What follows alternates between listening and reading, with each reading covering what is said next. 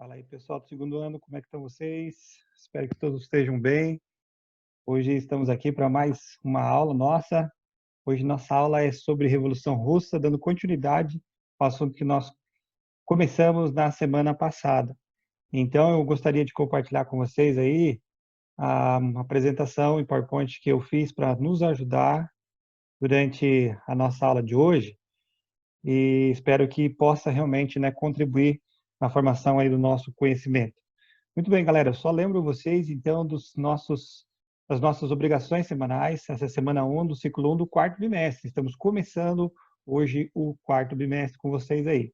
Além de assistir a videoaula, peço a vocês para fazer a leitura da página 40, 47, ainda da apostila 9 e capítulo 2, tá bom? Vamos complementar hoje o capítulo 2. E depois fazer as atividades nas páginas 48 e 49 da apostila 9, capítulo 2. Na sexta-feira, nós queremos contar com você no nosso fórum e também na sala virtual, legal? E qualquer dúvida, também vou postar na sexta-feira ainda as correções aí das atividades, o gabarito das atividades que pedi durante a semana. E espero que qualquer coisa também vocês possam me procurar se ainda restar alguma dúvida sobre a matéria, tá bom, gente? Muito bem, vamos em frente falar aí a respeito da Revolução Russa. Nós falamos, então, até o momento em que eclodiu a Revolução Russa, mais ou menos em fevereiro de 1917.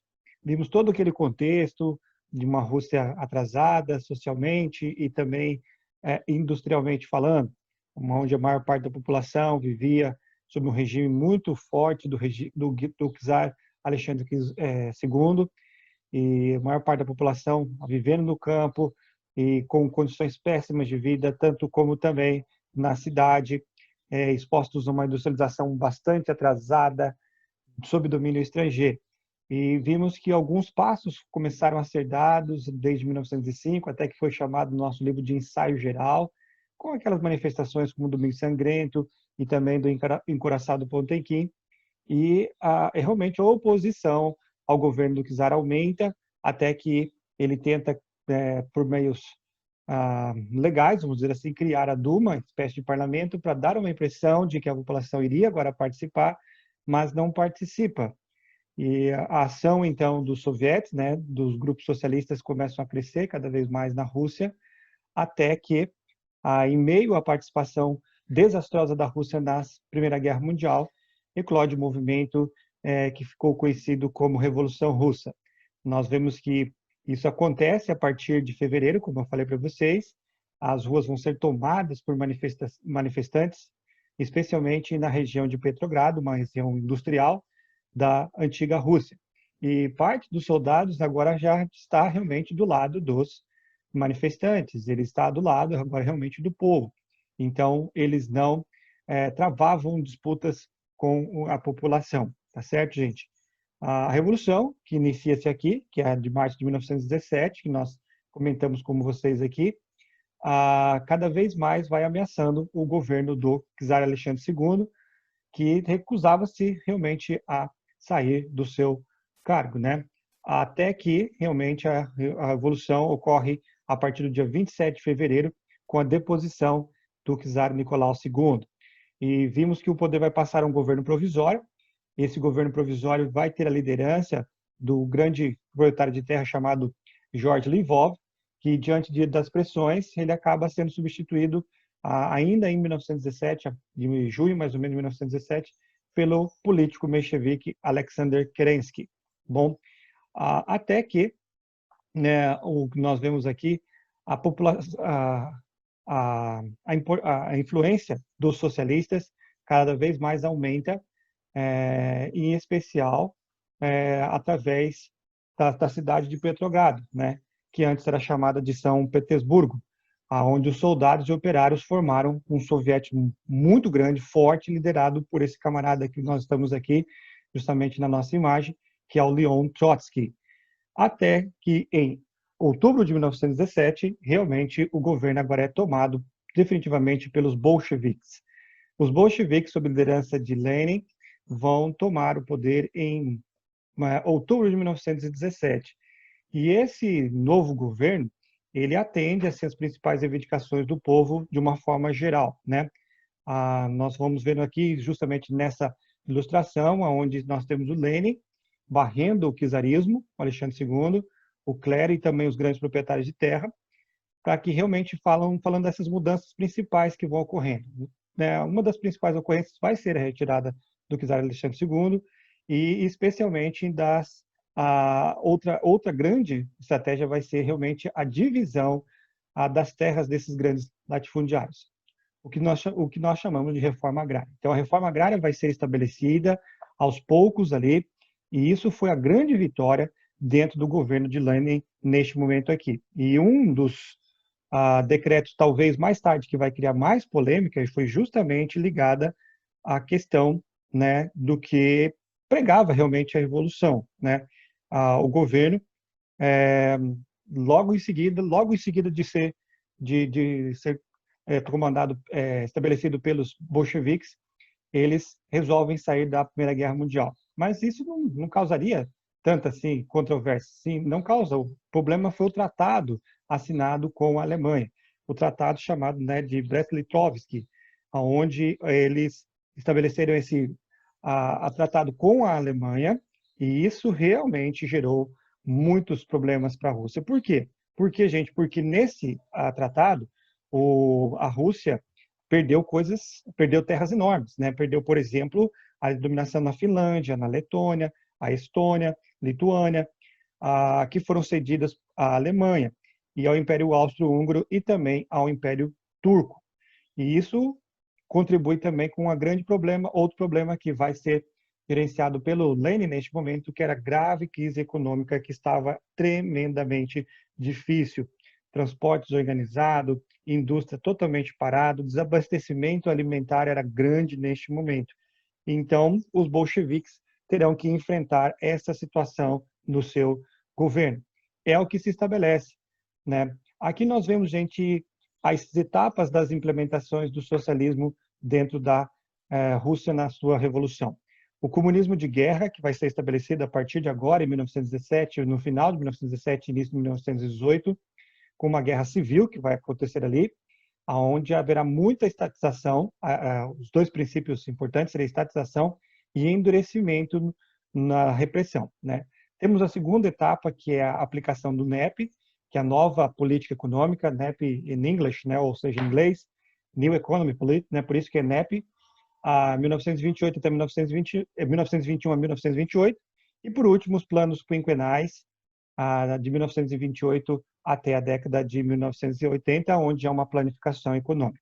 Bom, com esses problemas sérios de falta de alimentação, a economia realmente em problemas, e a própria oposição, por causa da perda de diversos desses territórios de influência, se instaura na Rússia uma guerra civil. Essa guerra civil, de grandes proporções, começa a partir de abril de 1918, de fato, né? E os países que foram aliados à Rússia na época do czarismo, eles não se conformaram com esses acordos que nós falamos ali, o acordo especialmente de Brest-Litovsk, onde a Rússia estaria perdendo diversos dos seus territórios, né? E eles exigiram também que o governo bolchevique assumisse essas dívidas contraídas pelo governo do czar. E assim, por exemplo, os ingleses, franceses, poloneses, tchecos, japoneses, entre outros países, começaram a invadir partes do território da Rússia. Esses países, gente, vão dar apoio financeiro e bélico aos generais do exército do czar, que se reuniram para combater o governo bolchevique. Eles vão formar o chamado Exército Branco, cujo objetivo era o quê? Restaurar o antigo regime czarista. Os sociais revolucionários e os anarquistas também combatiam o governo Lenin em razões de suas práticas muito autoritárias. E para enfrentar o Exército Branco, os bolcheviques criaram um Exército Vermelho, liderado por esse camaradinha da foto aí, que é o Leon Trotsky, que nós já vimos anteriormente. Então, a Guerra Civil se estendeu até 1922 e devastou ainda mais a já desorganizada economia do país. vai despovoar diversas cidades, causar desemprego, destruir a produção agrícola, gerou fome e resultou na morte de milhões de pessoas. Para vocês terem ideia, um único exemplo aí, a produção de energia elétrica foi reduzida em aproximadamente 80% da sua produção. Uma coisa importante de se falar aqui, gente, está relacionada à sucessão do nosso amigo Lenin. O Lenin vai morrer e daí dois líderes vão disputar o seu poder, o Trotsky e o Stalin. E o Trotsky, já muito conhecido dentro da política, dentro dos bolcheviques, mas com histórico de participação entre os mencheviques, e o Lenin, desculpe, o Stalin, perdão, que seria um antigo, já conhecido também dos bolcheviques, mas que tinha muito apoio de Lenin. Inclusive, foi colocado dentro das autoridades do governo justamente por Lenin. O que pesava sobre Trotsky, além da participação com os mencheviques, estava também a rigidez com que ele vai tratar os opositores do governo. E isso gerou realmente muitas discussões para realmente aceitasse o nosso amigo Trotsky. E a propaganda foi feita justamente nesse sentido, como vocês veem nessa imagem. Stalin foi sempre colocado como o protetor dos povos, o amigo do povo, né? Já o Trotsky foi considerado um inimigo de Estado. Então, isso realmente levou o Stalin a ganhar realmente ganhar fileiras dentro do partido bolchevique, que mais tarde será chamado de Partido Comunista. O Trotsky tinha uma ideia, né, basicamente, o que nós vemos aqui, a versão mais divulgada pelos historiadores, é a seguinte, que o Trotsky ele queria uma revolução socialista total, não só na Rússia, mas exportada para todo o mundo, ou seja, uma revolução que ele chama de revolução permanente, e só através dessas revoluções em todo o mundo seria possível realmente o socialismo funcionar de fato dentro da União Soviética, dizia Trotsky. Já o Stalin, por sua vez, ele defendia a tese de que era possível instituir o socialismo independente das revoluções em outros países. É a chamada de construção do socialismo em um só país. Para ele, então, era melhor fortalecer a Revolução Socialista na Rússia até que ela se tornasse uma potência mundial, a fim de que incentivasse a divulgação do socialismo no restante do mundo. Pela própria as ideias do próprio Stalin serem mais consideradas assim dentro daquilo que o Partido Bolchevique queria, ele vai ganhar frente aqui e se estabelecerá como o sucessor do nosso amigo Lenin. Tá bom? Gente, um movimento muito importante que nós vamos falar aqui para vocês é a formação da NEP. O que é o NEP? A NEP é a nova política econômica. A nova política econômica vem aqui de um contexto muito importante para a Rússia, né? A Rússia, o país vivia uma grave crise de situação de desemprego, fome, racionamento até de alimentos, gente, havia dentro da Rússia, da antiga Rússia. Os comunistas encontraram muitos problemas, justamente por causa da situação no seu país. Por quê? Porque ao tentar estatizar, especialmente a agricultura do seu país, na verdade não é uma estatização. O que eles queriam fazer é fazer dessas terras que elas diminuíssem em tamanho, no máximo 10 hectares, e a partir daí foram entregues a algumas pessoas que praticariam uma agricultura que teria uma volta para o Estado. Porém, muitas pessoas criticaram, dizendo que isso realmente significava uma estatização da agricultura.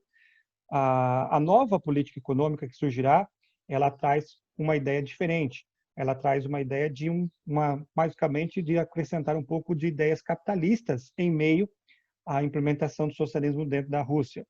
E que seriam essas? As principais medidas estavam ali o quê? O retorno à economia de mercado, que havia sido proibida, né, anteriormente, embora com algumas restrições, com um controle maior do Estado, certo?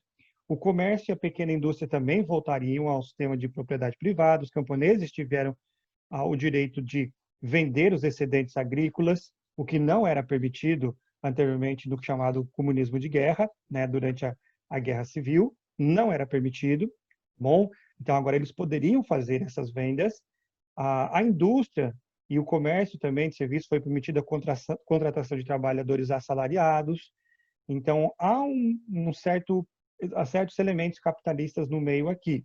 E o governo também quis atrair alguns capitais estrangeiros, mas não foi o que aconteceu. Isso não aconteceu de fato dentro da Rússia, tá bom? A NEP ela tinha como objetivo restabelecer os mecanismos do sistema de mercado e elementos do sistema capitalista, e os resultados da economia, na economia foram até positivos. Por exemplo, em 1927 e 28, a produção da indústria e agricultura vão aumentar a níveis consideráveis dentro da Rússia. E ao fim de institucionalizar a Revolução, a Constituição de 1918 ela vai ser alterada e vai ser formada em 1922, o que nós vemos no mapa aí, que são, né, as repúblicas socialistas soviéticas. É formada então a União das Repúblicas Socialistas Soviéticas, que veio a ser conhecido como União Soviética. Bom, gente, então é justamente no final de 1922 é formada então este novo grupo. Bom, e a última etapa aqui que nós vemos na implementação do socialismo é o chamado plano quinquenal. O que seria esse plano quinquenal? Os planos quinquenais apontavam para a necessidade aí de coletivização da terra, pondo fim especialmente à propriedade privada de fato e definitivamente na Rússia. Muitos dos camponeses eles alcançaram assim patamares elevados de vida e passaram a ser chamados aí de kulaks, né?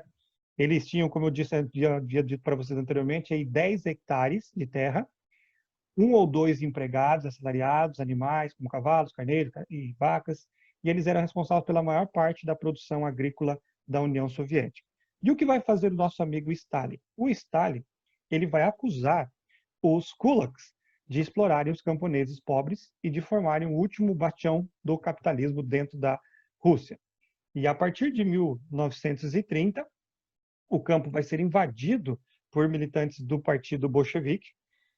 Policiais militares a fim de tomar as terras dos kulaks e começam a tomar essas terras e formar então fazendas coletivas.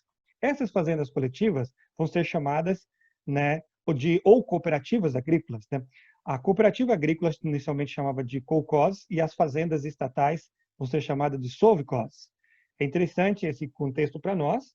O que seguiu aqui é que o país vai ter uma série de violências e arbitrariedades, cercado de tropas armadas, e as famílias inteiras foram expulsas de suas terras, revoltados, muitos kulaks destruíram suas colheitas e mataram seus animais para que não ficasse nada para o Estado.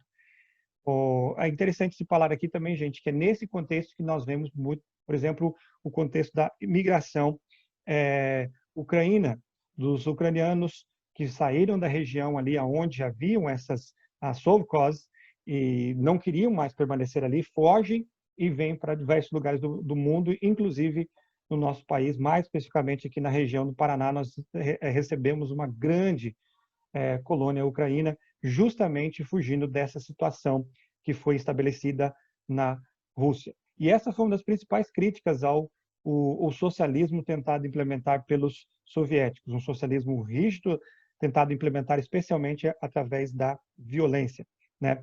E isso realmente levou a uma tentativa de coletivização cada vez mais do campo. Na prática, gente, as terras administradas eram administradas por funcionários do Estado, ou seja, funcionários públicos, não por, né, camponeses comuns mesmos, né? Então isso gerou certamente uma crítica maior. Então a coletivização do campo foi realizada com muita violência e mortes em diversas localidades da Rússia, e o resultado não correspondeu às expectativas que os russos queriam.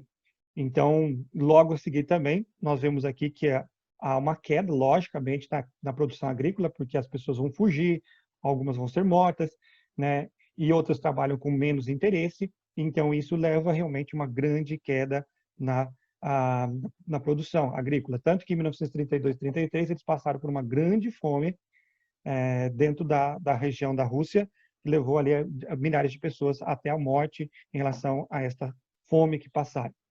O segundo, a etapa de construção aí do socialismo foi a industrialização do país. Essa sim, ela vai ter um pouquinho de mais sucesso, né? né, nós vemos aqui, justamente carregado pelo nosso amigo Stalin, dentro desse momento da industrialização, há um sucesso, entre aspas, um pouco maior. Por quê?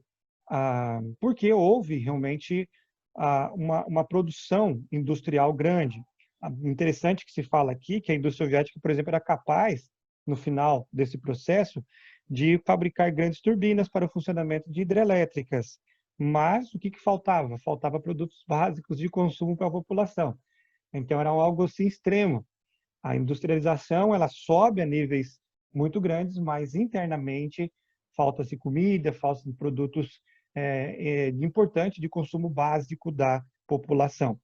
A questão é como é que eles conseguiram fazer um investimento assim industrial tão grande, ao ponto de fazerem, por exemplo, ferrovias, estradas, usinas hidrelétricas, empresas siderúrgicas e tratores, automóveis, aviões na região, foram surgindo assim aos montes do país. Da onde eles tiveram financiamento para fazer tudo isso?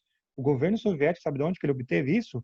Obteve os recursos dos impostos cobrados dos camponeses e da venda do trigo e produtos agrícolas para os países do Ocidente, em especial da venda desses produtos através das sovkhoz, né, aquelas fazendas estatais. Então, através desses recursos, eles vão conseguindo, então, industrializar cada vez mais o país, mais a ponto desse grande contraste, como eu havia mencionado para vocês.